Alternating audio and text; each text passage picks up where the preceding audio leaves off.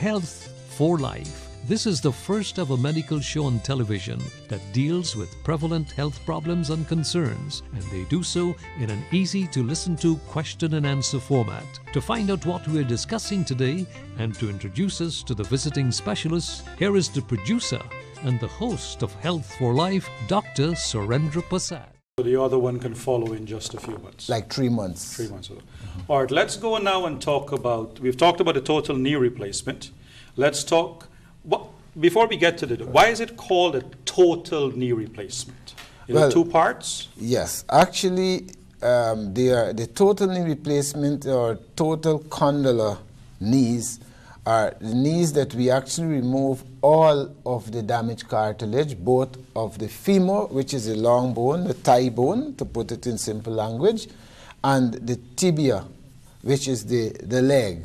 Okay. So we remove the damaged cartilage on the femoral side, we remove the damaged cartilage on the tibial side, okay, and we replace them with implants that look very similar anatomically to what your normal knee would look like. Okay. And in the middle of that, we put an insert which is known as polyethylene.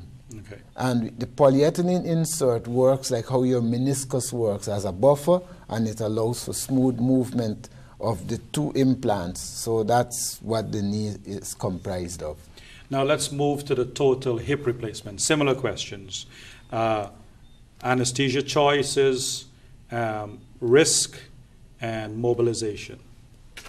Good. So the total hip replacement, the anesthesia, once again, is the choice of the patient. After having spoken to the anesthesiologist, they can decide if they would prefer to have a general anesthesia or a regional anesthesia in the form of spinal. Okay. Usually there are some hips that would be very difficult or tedious, and the hips tend to take just a little longer than the knee, especially because most of the hips that I do are cemented hips. Okay. And the reason why we selected cemented hips, because the cemented hips seem to be a little cheaper. Okay. Than actually doing a non-cemented hip. And the non-cemented hip calls for much more instrumentation. Okay. So that's what drives the cost up. So we do cemented hips. Now, the patient can choose spinal or regional. The duration of the surgery is usually about 2.5 to 3 hours. There are times we can drop that time, and that's dependent on the size of the patient. If it's a thin patient, then usually we can finish faster. But remember, the hip is a joint that is well covered with muscle, and some people are even more covered, so it's kind of harder to get down to that joint. So it takes just a little longer to do the hip than do a knee. And so a little bit longer, the same choices in terms of anesthesia. Now, how many days in the hospital? We find that the patient with a hip replacement goes home at least a day earlier than the knee. That's interesting. And that's because we do not leave drains in the patients with the hip. So the drain determines when the knee patient goes home, but the hip is the next post-op day, the first post-op day. We examine the patient, we get the patient up, we have the patient walking, and by the following day, the patient is okay, there's no other problems or complications, we send the patient home. So patients have actually gone home on the end of the first post-op day. But those are guys who have come back for their second hip, so they know what to expect. Okay. And they are very brave patients, and they decide, Doc, I would like to go home, everything is fine.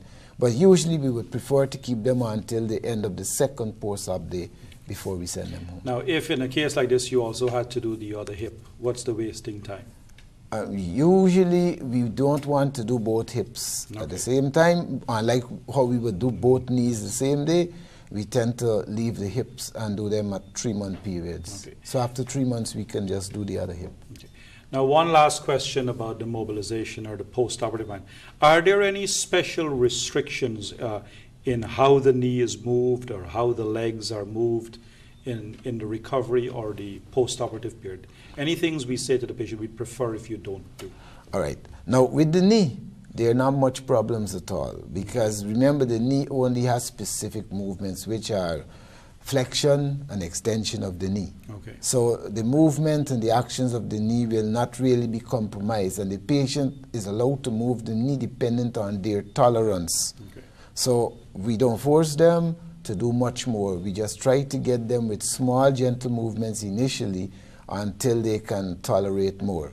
In the case of the hip, because of the high incidence of dislocations of hips, we always restrict the crossing of your legs. So we don't allow you to do a movement we call adduction.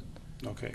As well as we try to avoid external rotation by crossing the legs one on the next. Okay. So you get adduction and external rotation. And that could be dangerous, especially the way I do my surgeries, which I do a lateral incision, but I approach the hip from the front. Okay. This method has a much less incidence of dislocations than the posterior approach. Okay. The posterior approach has a higher incidence of dislocations, so I have opted to do the anterior approach, which tends to save me the problem of dislocation. Well, viewers and listeners, that was Dr. Jeffrey talking to us about degenerative joint diseases, specifically as it relates to degeneration within the hip joint and the knee joint. Before we close off today's program, I would like to mention to all of our Health for Life viewers and listeners that we have begun the planning of our second season. That second season is going to be aired sometime next year. As part of our second season, we will be having a lifestyle modification program. What is lifestyle modification?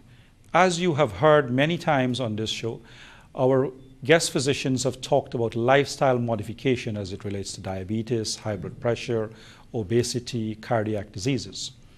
We are looking to work with a few families who high blood pressure, diabetes, obesity are conditions that are in your family. If you or your family have one of these conditions and you're interested in being part of this program, where we at Health for Life, along with our team, will help you navigate through the process of making these modifications in your lifestyle. If you're interested in participating in our program, please contact us at any of the media options you are seeing running on the screen. Dr. Jeffrey, thank you very, very much for joining us. Viewers and listeners, I really hope you have enjoyed that program, and I really hope you have learned a lot about degenerative joint disease and specifically what we are able to do today in Guyana as it relates to degenerative joint disease of the knee and of the hip. Thank you very much.